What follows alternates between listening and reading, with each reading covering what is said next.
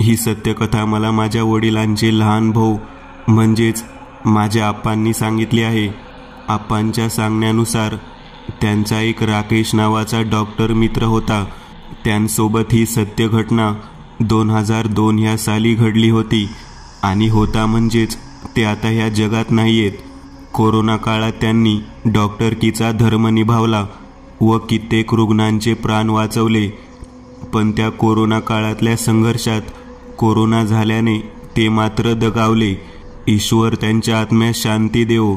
मित्रांनो, आज श्रीरामनवमी आहे. श्रीराम भक्तांसाठी आज स्पेशली हा अनुभव इथे सादर होत आहे. अनुभव सुरू करण्याअगोदर श्रीरामनवमीबद्दल थोडेसे जाणून घेऊयात. या पाहूयात तर चैत्र शुद्ध नवमी हा हिंदू पंचांगानुसार चैत्र महिन्यातील नवरात्राचा 9वा दिवस आहे.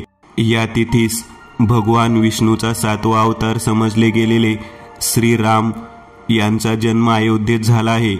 रामजन्म कथा अशी आहे की हिंदू धर्मग्रंथानुसार त्रेतायुगातील रावणाचे क्रूर अत्याचार संपवण्यासाठी आणि धर्माची पुनर्स्थापना करण्यासाठी भगवान विष्णूने मृत्यूच्या जगात श्रीराम म्हणून अवतार घेतला. श्रीरामचंद्रजींचा जन्म चैत्र शुक्ल नवमीला राणी कौशल्येच्या पोटी पुनर्वसू नक्षत्रात कर्क राशीत राजा दशरथाच्या महालात झाला. रामायणानुसार अयोध्येचा राजा दशरथ याला 3 बायका होत्या. परंतु फार काळ राजा दशरथला संततीचे सुख कोणीही देऊ शकले नाही. त्यामुळे राजा दशरथ खूप अस्वस्थ असायचे. पुत्रप्राप्तीसाठी राजा दशरथ यांना वशिष्ठ ऋषींनी पुत्रकामेष्टी यज्ञ करण्याची कल्पना दिली होती. यानंतर राजा दशरथाने आपल्या जमाई महर्षी ऋषी शृंगारसोबत यज्ञ केला. त्यानंतर यज्ञकुंडातून एक दैवी पुरुष हातात खीरची वाटी घेऊन बाहेर आला. यज्ञ संपल्यानंतर महर्षी ऋषी शृंगारने दशरथाच्या 3 पत्नींना ती खीरची वाटी खायला दिली. खीर खाल्ल्यानंतर काही महिन्यांनी तिन्ही राण्या गरोदर राहिल्या. बरोबर 9 महिन्यानंतर राजा दशरथाची ज्येष्ठ राणी कौशल्याने राम भगवान विष्णूचा 7वा अवतार कैकेयी यांनी भरत आणि सुमित्रा यांना लक्ष्मण आणि शत्रुघ्न यांना जन्म दिला. भगवान रामाचा जन्म दुष्ट प्राण्यांचा नाश करण्यासाठी पृथ्वीवर झाला होता. भगवान श्रीराम यांचा जन्मदिवस पूर्ण भारतात श्रीरामनवमी म्हणून मोठ्या थाटात साजरा करतात. यावर्षी अयोध्येत श्रीरामनवमी फारच जल्लोषात साजरी होणार आहे. तर या आता अनुभवाला सुरुवात करूयात. 2002 वार शुक्रवार 19 एप्रिल. राकेश भाग्यराज सरोदे, वय वर्ष 25. हे व्यवसायाने सरकारी डॉक्टर होते. त्यांच्या परिवारात आई वडील 2000 या वर्षीच मृत पावले होते. राकेश हे नास्तिक होते. देवधर्मांवर त्यांचा बिलकुल विश्वास नव्हता. पुस्तकांच्या ज्ञानाने त्यांचा मेंदू सामान्य मानवी तर्क पल्ल्याड गेला होता. त्यांच्या मते मानव हे निसर्गामार्फत तयार झालेले शरीर आहे. ते कोणी दैवी शक्तीमार्फत तयार झालेलं नाहीये. उलट मानव जसजसं प्रगत होऊ लागला त्याला बुद्धी आली तेव्हा त्याने देव अंमलात आणले. दगडाला आकार दिला, त्याला हळद कुंकू हार वाहिले. यांच्या मते देव ही एक कल्पना, भ्रामक अंधश्रद्धा होती ज्यात काहीच तथ्य नव्हतं. राकेश जरी नास्तिक असले तरी त्यांच्या पत्नी म्हणजे सरिताबाई यांची देवावर अपरंपार श्रद्धा होती. त्या प्रभू श्रीरामांच्या परम भक्त होत्या. माझ्या आप्पांच्या सांगण्यानुसार ही सत्य घटना तेव्हा घडली जेव्हा राकेश यांचं नुकतंच लग्न झालं होतं. ज्यावेळेस ही घटना त्यांच्यासोबत घडून गेली त्यानंतर मात्र राकेश यांचा देवावर पूर्णतः विश्वास बसला होता. त्यांच्या नास्तिकतेचा गर्व क्षणात गळून पडला होता. वर्ष 2002. राकेश यांचं नुकतंच फेब्रुवारी महिन्यात सरिताबाईंशी लग्न झालं होतं. लग्नाच्या वेळेस राकेश यांचं वय 25 होतं आणि त्यांच्या पत्नींचं सरिताबाईंचं वय 22 होतं. तर झालं असं की ऐन हिवाळा सुरू होता. राकेशराव, सरिताबाई आणि माझे आप्पा व त्यांचे अजून 2-3 लग्न झालेले मित्र असा हा ग्रुप एका घाटावरच्या धबधब्यावर पार्टीसाठी गेला होता. घाटातल्या एका बाजूला त्यांच्या 2 4 व्हीलर गाड्या थांबवून हे सर्व धबधब्यावर जायला निघाले. कारण धबधबा जंगलाच्या आत होता. गाड्या तिथपर्यंत अशक्य कोटीतली बाब होती. म्हणूनच जंगलातून 30-40 मिनिट तरी चालत जावं लागणार होतं. असं सर्वजण आपापल्या जोडीदारासोबत मज्जा मस्ती गप्पा गोष्टी करत रस्ता कापत निघाले होते. त्यांच्या हातात थोडंफार सामान सुद्धा होतं. सामान म्हणजेच बसायला चटई, दारू असलेला किंगफिशर बॉक्स, चाकण्या इत्यादी. असंच काहीसं 20-25 मिनिट चालून झाल्यावर ग्रुपमधल्या एका स्त्रीला एक वेगळंच चमत्कारिक दृश्य दिसलं. अरे इकडे या सर्वांनी, हे काय आहे पहा जरा. ग्रुपमधीलच एक स्त्री म्हणाली. तिच्या नजरेसमोर खाली जमिनीवर एक पत्रावळी होती. त्या पत्रावळीवर एक टाचण्याने भरलेला पिवळसर लिंबू ठेवला होता व त्यावर हळद कुंकू वाहिलं होतं व बाजूलाच एक काळ्या पिसांचा कोंबडा मरून पडला होता. त्या कोंबड्याच्या गळ्यावरून कोणीतरी पातळसर पातीचा धारधार सुरा सरकन फिरवला असावा. कारण पत्रावळीवर रक्ताचा पाट वाहिलेला. मरण्या अगोदर त्या कोंबड्याने नक्कीच जीवाच्या आकांताने फडफड केली असावी. कारण त्याच्या रक्ताचे शिंतोडे अवतीभोवती पसरले होते. त्या कोंबड्यांची ही अवस्था पाहता कोणीतरी नक्कीच त्याचा काळ्या जादूसाठी बळी दिला होता. कोंबड्या बाजूलाच एक तांदळाच्या पिठाची बाहुली होती. बाहुलीच्या डोळ्यांजागी 2 काळ्या मोहरी अडकवल्या होत्या. गळ्यात 2 बिब्यांची माळ घातली होती. तोंडांच्या जागी कोळशामार्फत टोचकुल्या दातांचा धारधार जबडा रेखाटला होता. त्या जबड्याला पाहता असं वाटत होतं की ती बाहुली आपल्याकडे पाहून विकृत छन्नीरित्या हसत आहे. त्या अभद्र बाहुलीकडे पाहता मनात अशुभ अनाकलनीय भीतीचा उगम होता. वातावरणात अवतीभोवती मनाला कमालीची अशुभ नेगेटिव्ह एनर्जी जाणवत होती. सततच ह्या परिसरात एक अदृश्य शक्ती वावरत असल्याची अनामिक जाणीव होत होती. अचानक आकाशात सूर्यासमोर काळे ढग जमले व जंगलावर काळ्या आसुरी छायेची मळं पसरली. अरे मित्रांनो, मला माहिती आहे हे काय आहे. गावाकडे असताना आजोबांकडून ऐकलं होतं की हा उतारा आहे. ज्यांच्या अंगावर भूत चढतं ना, त्या भूताला उतरवण्यासाठी चेटक्या हा उतारा वापरतात. ह्याला उतारा किंवा कोकणात राकीसाचा नैवेद्य सुद्धा म्हणतात. मी माझ्या आजोबांकडून ऐकलंय की हा उतारा जिथे उतरवला जातो तिथे अवतीभोवतीच कुठेतरी भूत बसलेला असतं. कारण तो त्याचा नैवेद्य ऊर्जेने ग्रहण करत असतो. म्हणजे हा कोंबडा जो आहे तो हा कोंबडा खाणार नाही, तर हा कोंबडा जेव्हा मेला तेव्हा त्याची मरताना जी आतून आत्मा बाहेर पडली ती त्याने खाऊन टाकली. ग्रुपमधलाच एक समीर नामक तरुण म्हणाला. आजूबाजूला उभ्या स्त्रिया ती माहिती ऐकून जराशा घाबरल्याच. सरिताबाईंच्या चेहऱ्यावर सुद्धा भीतीमय भाव ठळक आणि स्पष्टपणे उमटलेले दिसत होते. त्यांची तिरकस नजर हळूच अवतीभोवती फिरू लागली होती. काय माहिती अनामिक क्रूर शक्ती आपल्या जवळच असावी. समीरची ही फडतूस माहिती राकेश रावांना मुळीच पसंत पडली नाही.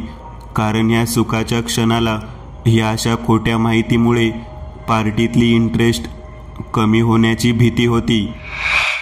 ए सम्या, काय तू पण ह्या असल्या भाकड कथा सांगत सुटलाय सोय, आणि तुम्ही सर्वसुद्धा यावर विश्वास ठेवताय.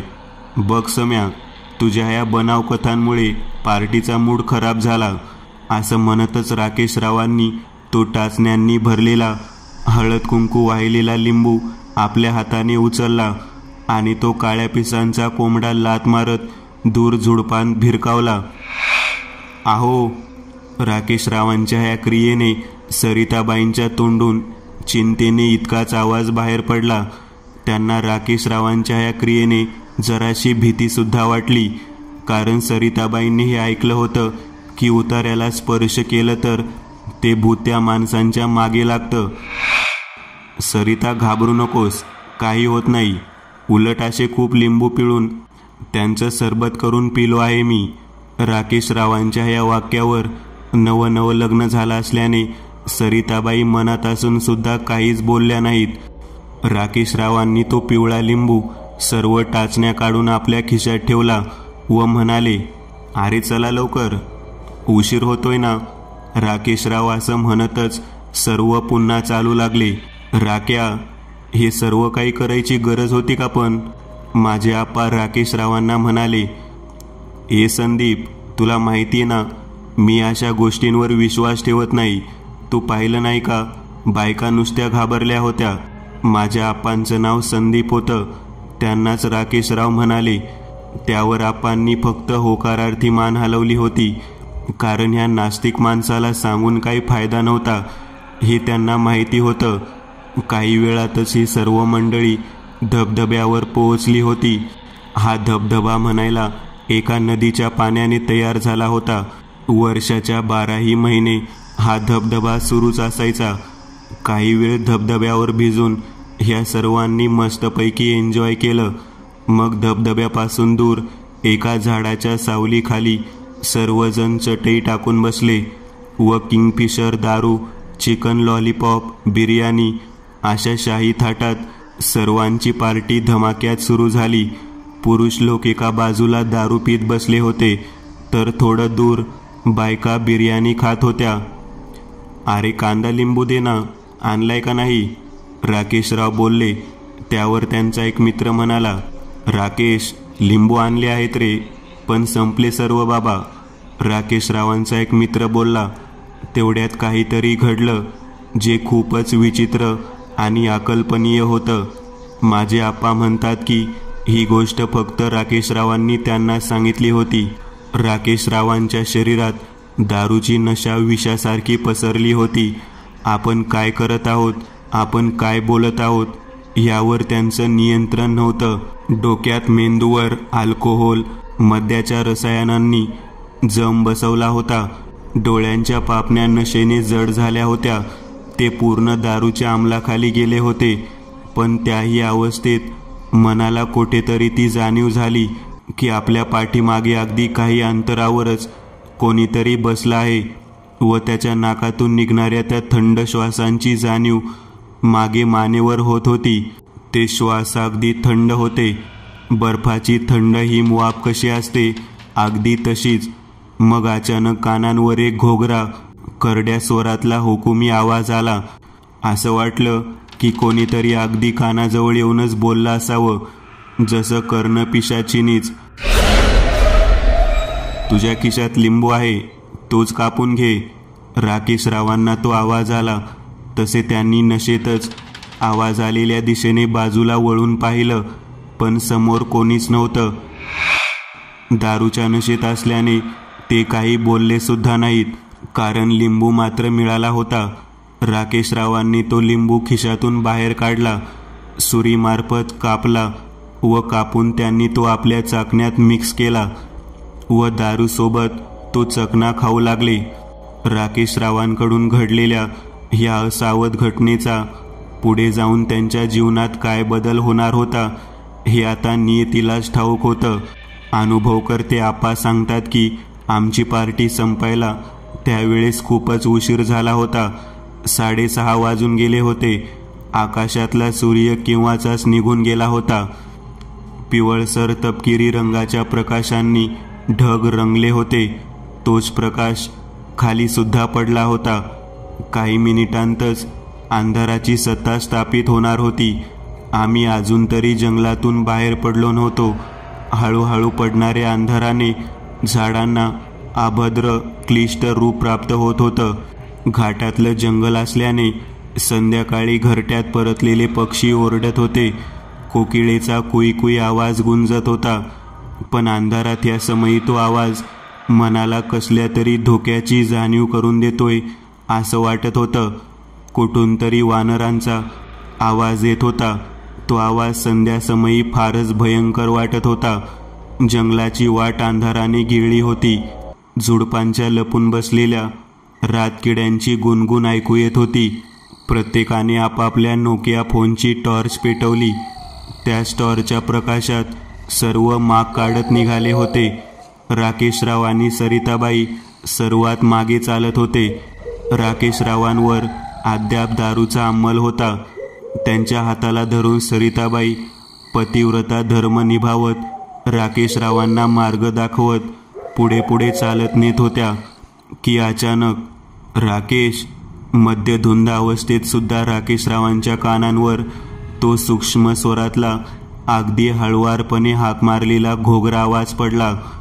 तसे राकेशराव जागेवरच थांबले. त्यांना असं थांबलेलं पाहून सरिताबाईंनी त्यांना विचारलं, काय हो, काय झालं, थांबलात का? चला. पण राकेशरावांचं लक्ष सरिताबाईंच्या बोलण्यावर नव्हतं. राकेश, हवेच्या झुळकेसहित राकेशरावांच्या मागून तो आवाज वाहत आला. कानांच्या पोकळीत घुसून पडद्यांना स्पर्शला गेला.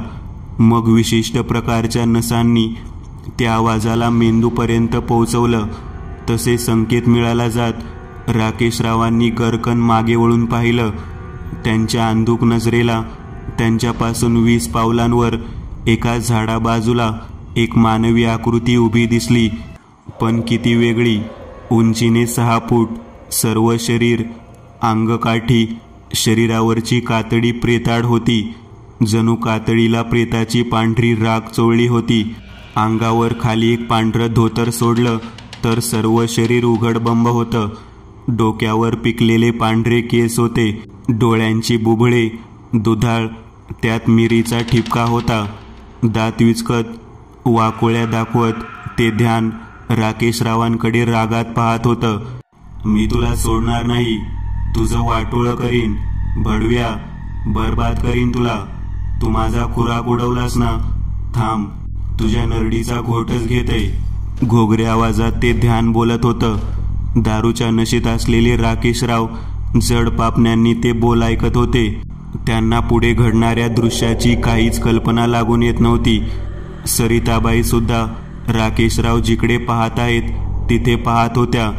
पण त्यांच्या नजरेला गडद अंधाराव्यतिरिक्त काही दिसत नव्हतं.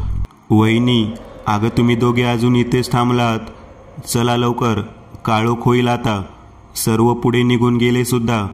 माझे आप्पा म्हटले. त्यांच्या त्या वाक्यावर सरिताबाईंनी म्हटलं, अहो भाऊजी, हेच थांबले आहेत आणि एकटक मागे काळोखातच पाहत आहेत. काय माहीत काय झालं आहे. माझ्या आप्पांनी सुद्धा राकेशराव जिथे पाहत आहेत तिथे पाहिलं. तसे त्यांना मागची ती गर्द अंधाराची पोकळी दिसली. त्या अंधारात पाहता आप्पांना असं वाटलं की तो अंधार जणू पुढे पुढे सरकत आहे. त्या अंधाराची सीमा हळूहळू वाढतीये. जर आपण अजून थोडा वेळ इथे थांबलो तर न जाणे काय होऊन बसेल. मनाला काहीतरी अशुभ घडत आहे अशी एक जाणीव होऊ लागली होती. वहिनी, तुम्ही त्याचं ऐकू नका, तो दारूच्या नशेत बरळतोय. तुम्ही चला लवकर, हवं तर राक्याला माझ्याकडे द्या. माझ्या आप्पांनी राकेशरावांचा ताबा घेतला आणि त्यांना ढकलतच पुढे नेऊ लागले. अरे थांब ना संध्या, तो बघ कसा, तो बोलावतोय मला, बघ बघ, मला हाक मारतोय तो, थांब. राकेशरावांच्या तोंडून एकसाथ हाच उच्चार निघत होता. पण माझ्या आप्पांनी त्यांचं काहीच ऐकलं नाही. ते त्यांना गाडीपर्यंत घेऊनच आले. मग सर्व गाडीत बसून घरी निघून गेले. पण मित्रांनो, इतक्यावरच सर्व काही थांबणार होतं का? की पुढे घडणाऱ्या अनर्थ संकटाची चाहूल होती ही. हा फक्त ट्रायल होता. पार्टीच्या दिवशी राकेशराव घरी आले, पण त्यांचं बरळणं सुरूच होतं. कधी म्हणत, तो बघ कसा हसतोय माझ्याकडं पाहून, वाकुळ्या दाखवत आहे मला, बघ बघ कसा उड्या मारतोय बघ. सरिताबाई राकेशरावांचे सर्व काही बोल ऐकत होते. पण त्यांनी दाखवलेल्या दिशेने पाहता मात्र त्यांच्या सामान्य नजरेला काहीच दिसत नव्हतं. सरिताबाईंची ती सामान्य नजर त्या अमानवीय जगातल्या पडद्याला चिरून आतील दृश्यापल्याड पाहू शकत नव्हती, जे राकेशरावांना दिसत होतं. राकेशरावांचं असं बरळणं सरिताबाईंना त्यांची जराशी भीतीच वाटू लागली होती. कारण बोलताना त्यांचे हावभाव इतके खरे होते की समोर त्या अंधारात जिन्यावर बाथरूममध्ये खरंच कोणीतरी उभा असल्याचा भास की सत्य आभास होत होता. शेवटी कधीतरी राकेशरावांना 11 साडे 11 वाजता झोप लागली. दुसऱ्या दिवशी वार शनिवार 20 एप्रिल 2002 पहाटे राकेशरावांना एक भयानक स्वप्नासरशी जाग आली. तोच तो अंगकाठी प्रेताळ, शरीर यष्टीचा म्हातारा, अंगावर ती पांढरी धोती होती आणि तो एकटक राकेशरावांकडेच जळजळीत नजरेने पाहत होता. त्यांच्या डोळ्यांच्या कवड्यांच्यात जणू निखाऱ्यासम विस्त वाढकला होता. त्याचे बुबळ निखाऱ्यासम पेटून उठत होते. त्याचा चुना पोतलेला प्रेताळ बर्फासारखा पांढऱ्या रंगाचा चेहरा होता आणि आपले काळ्या रंगाचे दात दाखवत तो राकेशरावांकडे पाहत हसत होता. न जाणे कसं, पण त्या म्हाताऱ्याच्या हातात एक काळ्या पिसांचा कोंबडा आला. तो कोंबडा जो राकेशरावांनी लात मारून दूर भिरकावलेला.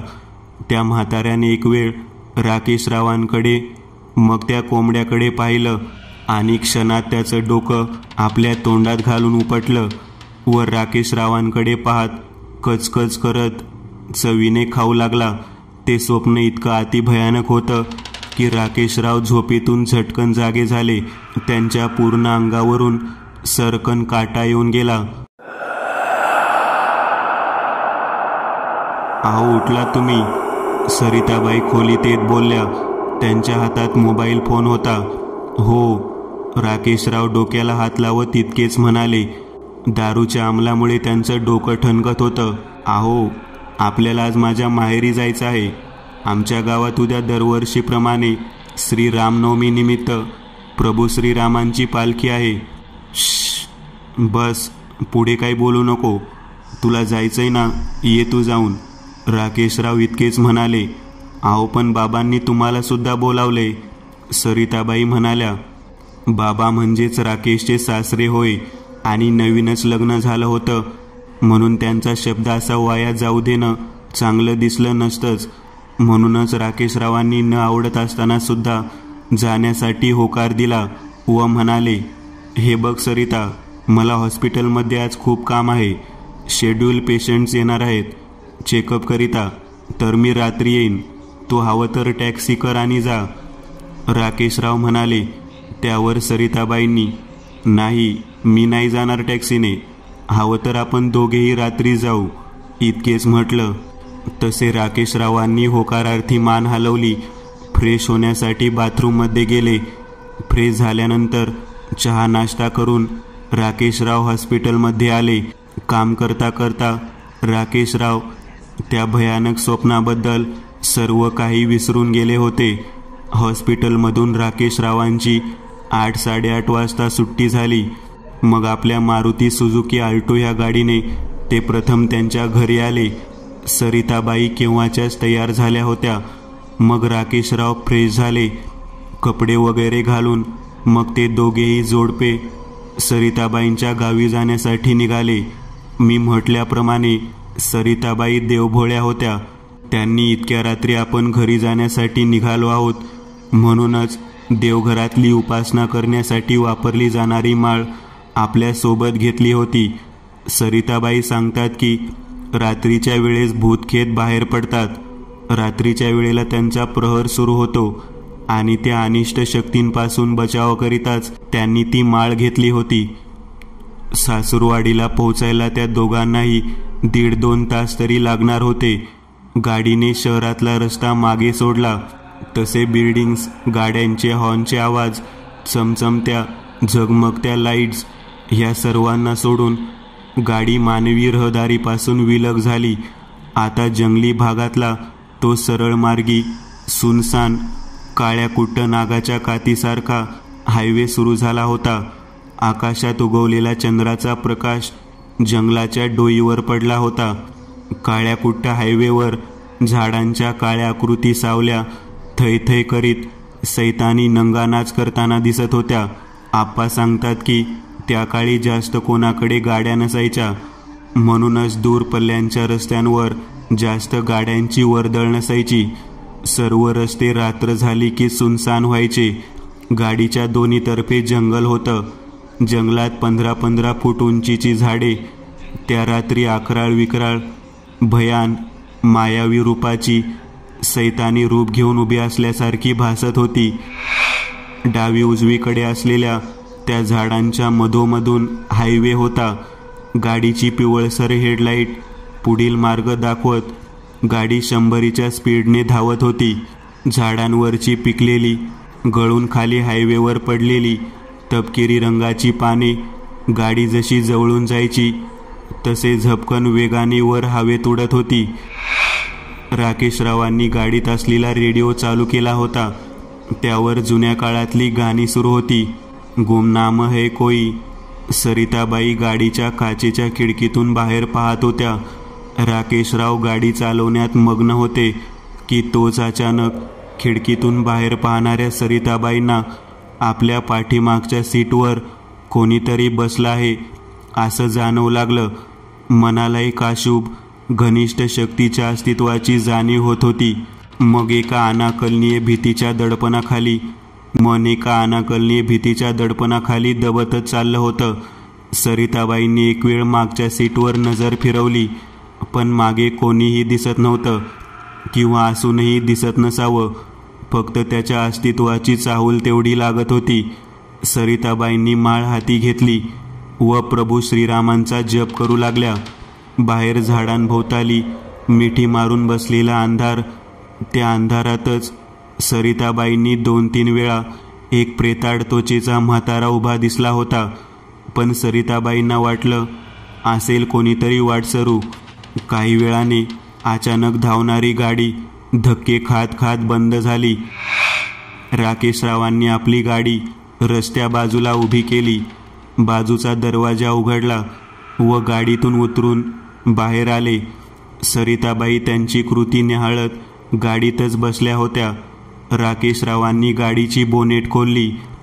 तसे बोनेट खोलताच आतून गरम झालेल्या इंजिनची झळ बसली. "आहो, काय झाले गाडीला?" सरिताबाईंनी राकेशरावांना विचारलं. त्यावर ते, "इंजिन गरम झालं आहे, पाणी ओतावं लागेल," असं म्हटले. राकेशराव चालत गाडीच्या मागे आले. मागे येतानाच त्यांनी अवतीभोवती नजर फिरवली. डाव्या आणि उजव्या बाजूला जंगलातली मोठमोठी झाडे दिसत होती. सरळ पाहता हायवेचा सरळ मार्गी रस्ता पुढे 50-60 मीटर अंतरावर जाऊन एक वळण घेत अंधारात गुडूप झाला होता. रस्त्यावर म्हणायला लांब 2-3 लाईटचे खांब होते. त्यावर पेटलेल्या पिवळ्या बल्बचा प्रकाश खाली रस्त्यावर पडला होता. हायवेच्या बाजूलाच जंगली भाग असल्याने जंगलातून विविध प्रकारच्या प्राणी पक्ष्यांची भीतीदायक आवाजांची जुमानियत सुरू होती.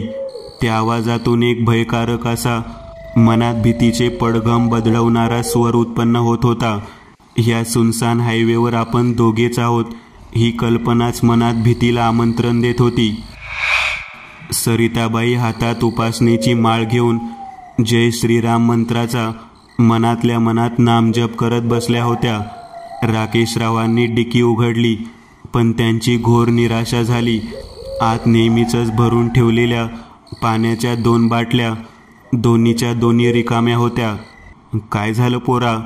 राकेशरावांच्या कानांवर अचानक असावतपणे तो घोगरा खर्जातला आवाज पडला. त्या अचानक आलेल्या आवाजाने राकेशराव घाबरले, दचकले. झटकन त्यांनी मागे वळून पाहिलं. राकेशरावांपासून 20 पावलांवर अंधारात एक अशक्त, अंगकाठी शरीराची म्हातारी आकृती उभी होती. वर उगवलेल्या चंद्राचा चंदेरी प्रकाश त्या म्हाताऱ्या आकृतीवर पडला होता. चंद्राच्या चंदेरी प्रकाशात त्या म्हाताऱ्याच्या अंगावरची चामडी काळी निळशार दिसत होती. डोक्यापासून ते कमरेपर्यंतचं शरीर उघडं होतं. खाली एक सफेद धोतर घातलेलं होतं. सुकलेल्या झाडाच्या फांदीप्रमाणे ते काटकुळे हातपाय होते. जेव्हा एक आजारी वृद्ध माणूस त्याच्या जीवनाची अंतिम घटका मोजत असतो, त्या क्षणाला त्याच्या अंगावरचं मांस कसं हाडांना चिकटलं जातं, छातीचा पिंजरा दिसतो, बरगडी दिसते, तसंच त्या म्हाताऱ्याच्या अंगावरची हाडं राकेशरावांना स्पष्ट दिसत होती. त्या म्हाताऱ्याला पाहता कोण म्हणेल हा जिवंत आहे, राकेशरावांपासून 20 पावलं दूर असून सुद्धा त्या म्हाताऱ्याचा आवाज त्यांना अगदी पुढ्यात उभा असल्याप्रमाणे ऐकू आला होता. काय रे पोरा, काय झालं? गाडी का थांबवली?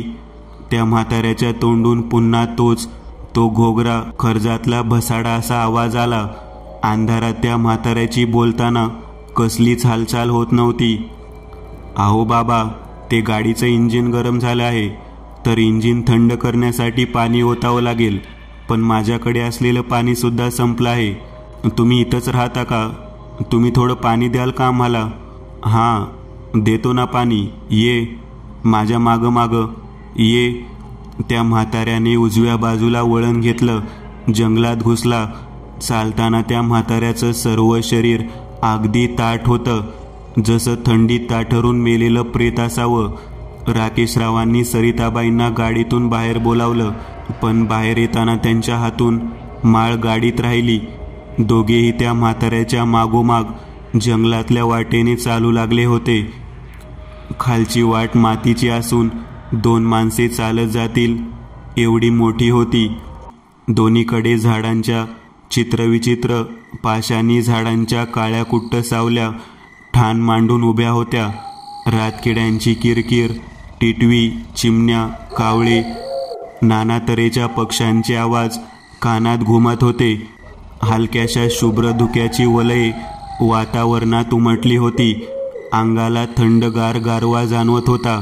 पण या अशा थंडीत सुद्धा हा म्हातारा उघडा कसा वावरतोय हे सत्य पचवणं सरिताबाईंना जरा जड जात होतं. सरिताबाई सांगतात की माझ्या हातात माझी लेडीज वॉच होती, तर मी त्या घड्याळात टाईम किती झाला हे पाहिलं तर मला धक्काच बसला, कारण अर्धा तास झाला होता आम्ही त्या म्हाताऱ्याच्या मागोमाग चालतच होतो. मला त्या म्हाताऱ्यावर आता संशय यायला लागला की हा नक्की माणूसच आहे का, कारण चालताना तो अगदी ताठ चालत होता. चालताना हात मागे पुढे हालत नव्हते, नाही त्याच्या पावलांचा आवाज होत होता. सरिताबाईंची सिक्स्थ सेन्स जागृत झाल्या होत्या. समोरचा हा म्हातारा त्यांना काहीतरी वेगळंच भासत होतं. मनाला एक अनाकलनीय भीतीचा स्पर्श होता. सरिताबाईंनी एक वेळ विचारसुद्धा केला की राकेशरावांना सांगावं की हा म्हातारा मला नीट वाटत नाहीये, पण त्यांनी सरिताबाईंच्या बोलण्यावर विश्वास ठेवला असता का? शेवटी तो क्षणसुद्धा आला जेव्हा सरिताबाईंची पूर्ण खात्रीच पटली की हा म्हातारा माणूस नाही, भूत आहे. असंच 2 मिनिट चालून झाल्यावर वाटेत कुठेतरी पाण्यामार्फत चिखल तयार झाला होता. त्या चिखलाच्या वाटेवरून तो म्हातारा पुढे चालत गेला आणि त्याच्या पावलांचे ठसे सरिताबाईंना दिसले. त्या पावलांचे ठसे पाहताच सरिताबाईंच्या मणक्यातून थंडगार भीतीची सूक्ष्म लाट वाहून गेली. शरीरावरचा एक केस ताठरला. पायापासून ते टाळूपर्यंत सर्व शरीर शहारलं. नेत्र विस्फारले. तोंडाचा आवासला. धक्का बसल्यागत त्या जागीच थांबल्या, कारण खालच्या तपकिरी मातीवर चॉकलेटी चिखलाने उलट्या पावलांचे ठसे उमटले होते. सरिताबाईंनी त्यांच्या आजीकडून ऐकलं होतं, जेव्हा मेलेलं माणूस आतृप्त इच्छेपोटी भूत बनतं तेव्हा भूतांचे पाय उलटे असतात, कारण त्यांचं जीवनचक्र हे निसर्ग नियमांविरुद्ध असतं. म्हणूनच त्यांचे पाऊल हे उलटे असतात. सरिताबाईंच्या आजीने हे सुद्धा सांगितलं होतं की उलटी पावलं असलेली भूतांची जमात ही फार भयानक, क्रूर असते. शक्यतो ते आपल्या सावजाला पछाडतात, जिवंतपणी त्याला नरक यातना देतात, मग हळूहळू करत त्याला मृत्यूच्या दिशेने घेऊन जातात. मेल्यावर त्याच्या आत्म्याला आपला गुलाम बनवतात. सरिताबाई धक्का बसल्यागत जागेवरच थांबल्या होत्या. आपण एका भूताच्या तावडीत सापडलो आहोत ही गोष्ट त्यांना कळताच भीतीचा रसरसता ढोस त्यांच्या अंगात भिनभिनला होता. पण नास्तिक विज्ञान बुद्धी राकेश्वर ह्या दोघांपासून पूर्णतः अजान होते. आपण ज्या म्हाताऱ्याच्या मागे चालत जात आहोत तर तो कोणी म्हातारा नाही, तर एक क्रूर भुताटे आहे, ज्याचा उद्देश राकेशरावांचं प्राण घेणं इतकंच होतं. तो म्हातारा एका मेलेल्या झाडापाशी जाऊन पाठमोरा उभा राहिला. मेलेलं झाड म्हणजे ज्या झाडावर एकही पान शिल्लक नसतं. झाडाच्या फांद्या काटकुळ्या धारधार असतात. ये माझ्याजवळ ये. आवाजात रुबाब, हुकमी स्वरातला ताल होता. सरिताबाईंपासून 10 पावलांवर त्यांचं कुंकू होतं, तर अजून 20 पावलांवर त्यांचा काळ येऊन उभा टेकला होता. त्या म्हाताऱ्याचा आवाज इतका मोठा होता की त्यातला घोगरा, खर्जातला स्वर ऐकून झाडांवरची झोपलेली पाखरे पंख फडफडत उडून गेली. हळूहळू करत त्या म्हाताऱ्याने वळायला सुरुवात केली. तसं त्याचं भयान रूप डोळ्यांना दिसून आलं, जे पाहून नास्तिक राकेशरावांचे धाबे दणाणले. पोटात प्राण भयाने गोळा आला. हातापायांना लकवा मारला जात. मेंदू बधीर झाला गेला. त्या म्हाताऱ्याच्या चेहऱ्यावरचं मांस आगीने जळालं होतं, होरपळलं होतं, जळून काळसर निळसर झालं होतं. जळालेल्या जबड्यातून आतले 32 दात ओठ नसल्याने स्पष्टपणे दिसत होते. नाकातोंडाचे हाडं स्पष्ट दिसत होते. डोळ्यांमध्ये, रिकाम्या खोबण्यांमध्ये काळसर अंधार भरला होता. मानेपासून ते खालच्या पायापर्यंत सर्व शरीर जळालं होतं. त्या म्हाताऱ्याकडे पाहून असं वाटत होतं की मसनातलं अर्धवट जळालेलं प्रेत मयत जागेवरून उठून उभं राहिलं. त्या ध्यानाच्या अंगातून पांढरट धुराची वाफ बाहेर निघत होती, ज्या वाफेतून मांस जळाल्याचा, करपल्याचा घाणेरडा वास बाहेर येत होता. हे असलं ध्यान पाहून राकेशरावांची मती चक्रावली. ते नुसते डोळे फाडून समोर पाहत होते. समोर दिसतंय ते नक्की खरं आहे का, हा विचार सुद्धा त्यांच्या मनात यायला वेळ उरली नव्हती. कसा घावलास हाताला? आता सोडणार नाही मी. माझा कोमरा उडवला ना तू, आता तुझ्या नरडीचा घोट घेतय मी. ये इकडं माझ्या जागेत ये. ते भूत प्रेत पिशाच त्या झाडाखाली उभं राहून राकेशरावांकडे पाहत बोललं. त्या ध्यानाच्या बोलण्यात एक हुकूम होता की राकेशरावांची पावले आणि छेने पुढे पुढे पडू लागली. असं वाटलं की सर्व काही संपलं. हाच आपला अंत आहे. हाच तो मृत्यूचा अंतिम क्षण आहे. सरिताबाई आपल्या धन्याला मृत्यूच्या जबड्यात पुढे पुढे जाताना पाहत होत्या आणि आपल्या कुंकवाला वाचवण्यासाठी ते तसं होऊ देणार नव्हत्या. पण घाई गडबडीत त्यांच्याकडून एक चूक घडली होती. उपासनेची माळ गाडीतच राहिली होती, पण धन्याला आपल्या कुंकवाला वाचवण्यासाठी काहीतरी करणं भाग होतं. जय श्रीराम, जय श्रीराम. अचानक न जाणे कसं, पण सरिताबाईंच्या तोंडून त्या परमार्थाच्या नावाचा जप सुरू झाला. त्या 3 शब्दांनी सरिताबाईंच्या शरीरात रक्तात एक शक्तीचा संचार होऊ लागला. इतकी वर्ष ज्या परमार्थाची मोठ्या मनाने उठता बसता भक्ती केली, त्याचाच हा परिणाम होता. जय श्रीराम, जय श्रीराम या शब्दातून जणू एक अदृश्य शक्तीचे कित्येक तरी रामबाण त्या म्हाताऱ्या भूताच्या अंगावर आघात करत होते. तो जागेवर उड्या मारत मोठमोठ्याने ओरडू लागला, ए भवानी, सांडाळे, थांबव, थांबव ते बोल, नाहीतर तुझ्या नवऱ्याला जिता खाईल मी. प्रत्येक शब्दासरशी कन्याचा आवाज येत होता. त्या भयानक आवाजातल्या धमकीने अंगावर भीतीचा अंमळ चढत होता. पण सरिताबाई आपल्या श्रीरामांचा नामजप काही थांबवणार नव्हत्या. जर नामजप थांबवला तो भूत, सैतान आपल्याला मारून टाकणार हे त्यांना माहिती होतं. सरिताबाईंना त्याच वेळेस एक गोष्ट आठवली की जर कधी भूतखेत दिसली, त्यांच्याशी सामना झाला, तर आपल्याजवळ काही शस्त्र नसेल तर पाणी, दगड, चिखल, मूत्र असं काही हातात घेऊन देवाचं नाव उच्चारायचं आणि हातात जे काही असेल ते त्या भूताच्या आत्म्याच्या अंगावर फेकायचं, ज्याने तो भूत पळून जातो, पिच्छा सोडतो. सरिताबाईंनीही मनात हिंमत गोळा केली. सरिताबाईंनी जमिनीवरून एक दगड उचलला. तोच दगड चिखलात बुडवून जय श्रीराम मोठ्याने देवाचं नाव घेत तो दगड वेगाने त्या म्हाताऱ्याच्या दिशेने फेकला. हवेत एक क्षण सरिताबाईंना असं भासलं की तो दगड लख्ख अशा चंदेरी प्रकाशाने चमकून उठला होता. त्या दगडाचा स्पर्श त्या ध्यानाच्या अंगाला होताच फटाका फुटल्यासारखा आवाज होत हिरवट रंगाच्या ठिणग्या उडाल्या. तो भूत पिशाच म्हातारा जीवाच्या आकांताने ओरडला. त्याचा तो अकराळ विक्राळ भयस्वर कानाचे पडदे फाडून गेला. जागेवरच ते ध्यान वानरासारखं उड्या मारत हातपाय वेडेवाकडे हलवू लागला. मग उड्या मारतच जंगलात दूर दूर पळून जात अंधारातच कुठेतरी गायब झाला. तो ध्यान जाताच सरिताबाईंनी राकेशरावांना कसं तरी गाडीपर्यंत आणलं. ह्या घडून गेलेल्या घटनेने त्यांची अवस्था फारच बिकट झाली होती. त्यांना एक जबर शॉक बसला होता.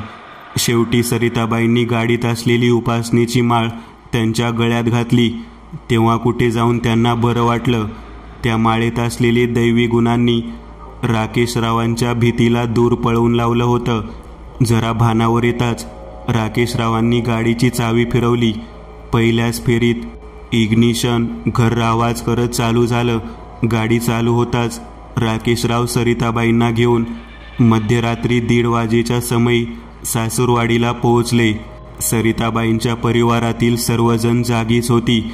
तसे सरिताबाईंनी आपल्या सर्वांना हा घडलेला भयंकर प्रकार ऐकवला.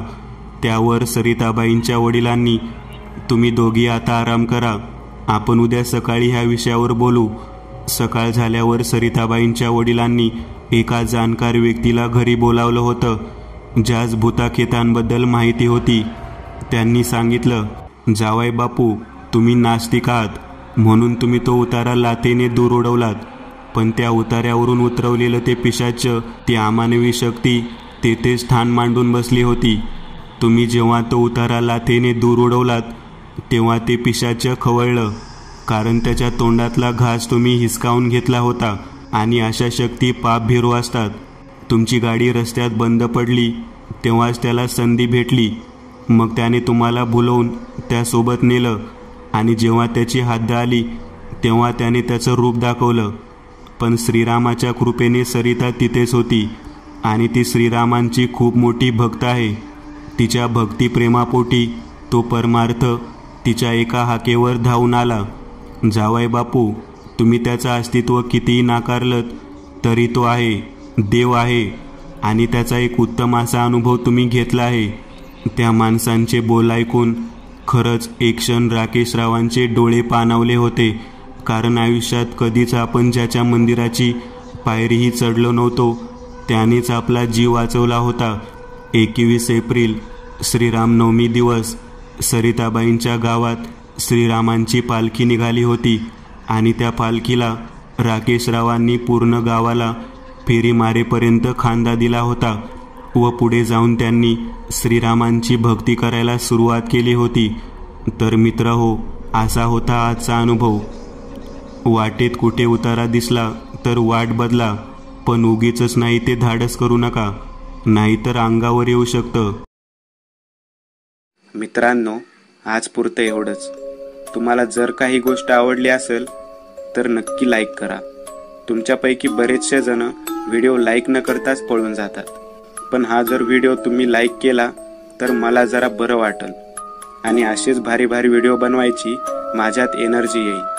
त्यामुळे नक्की लाईक करा. आणि अजूनही कोणी या चॅनलला सबस्क्राईब केलेलं नसाल तर लगेच सबस्क्राईब करून टाका. आणि बाजूची घंटी ती मात्र दाबायला विसरू नका. देवाची घंटी आहे ती.